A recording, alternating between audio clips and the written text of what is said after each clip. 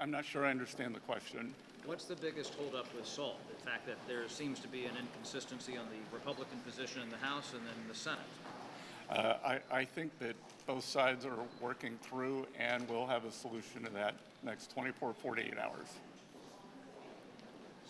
Secretary Bessent, do you have any updated information on the X date for raising the debt? Has that changed at all? The only thing that would change it would be the courts interfering in the president's right to set the trade agenda, because we would have to refund this very substantial tariff income that if IEPA, the use of IEPA were overruled.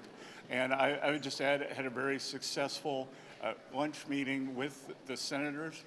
I think that we are on track for hopefully for a vote this Friday for July 4th for the tax bill. President is doing peace deals, tax deals, trade deals, so he's done a peace deal.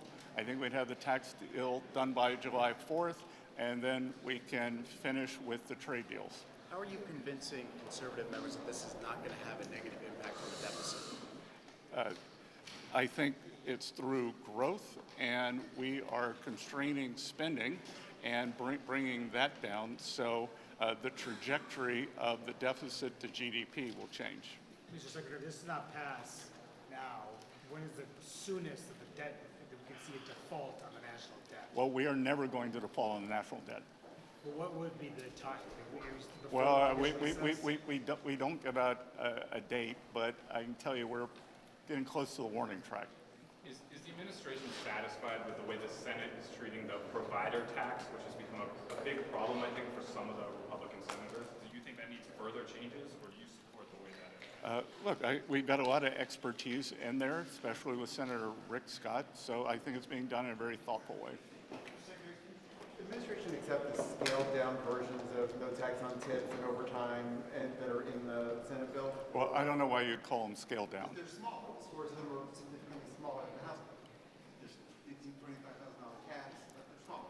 So I think that we'll see what happens between the Senate and the House.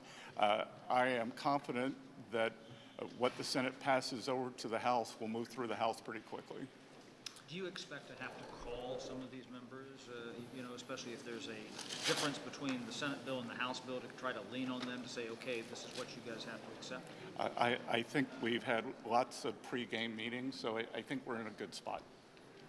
Mr. Secretary, you say this is going to lead to economic growth, but even the CBO, as it accounts for economic growth, says it would add trillions to the deficit over the next decade. Well, the CBO doesn't account for economic growth. It did in the last analysis, it did. They had a 1.8% static score, or they have a spike and then down, which we at Treasury disagree with, CEA disagrees with, and I believe most Wall Street banks disagree with.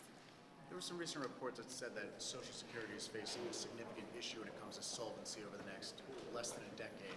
Does this administration feel that Social Security insolvency needs to be addressed at some point? What we feel is we have to get the short term taken care of, and then we'll take care of the long term. You can't deal with the short term mess we were left and before we get to the long term. And I will point out that it was a Biden administration rule that brought the Social Security problems forward a year. I think I have time for one last question. Will you be up here Friday night, Saturday night, maybe talking individually to some of these members as some of these amendments come together to try to get them on board if they have reservations? Look, we're at Treasury, the administration, we're here for the members. President Trump's leadership on this has been fantastic. Chairman Smith in the House started working on this bill a year ago. Senator Thune has been very ambitious. So my sense is it won't come to that. How involved will the president be in the final hours here? President's been involved all the way. So thank you all. Thank you.